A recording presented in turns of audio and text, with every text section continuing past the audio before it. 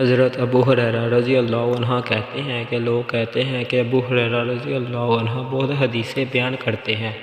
اور میں کہتا ہوں کہ قرآن میں 2 آیتیں نہ ہوتی تو میں کوئی حدیث بیان نہ کرتا۔ پھر یہ آیت پڑھی جس کا ترجمہ یہ ہے کہ جو لوگ اللہ کی نازل کی ہوئی دلیلوں اور آیتوں کو چھپاتے ہیں۔ آخر آیت رحیم تک واقعہ یہ ہے کہ ہمارے مہاجرین بھائی تو بازار کی خرید و فروخت میں لگے رہتے تھے، اور انصاری بھائی اپنی جائیدادوں میں مشغول رہتے، اور ابو ہریرہ رسول اللہ صلی اللہ علیہ وآلہ وسلم کے ساتھ جی بڑھ کر رہتا تاکہ آپ کی رفاقت میں شکم پوری سے بھی بے فکری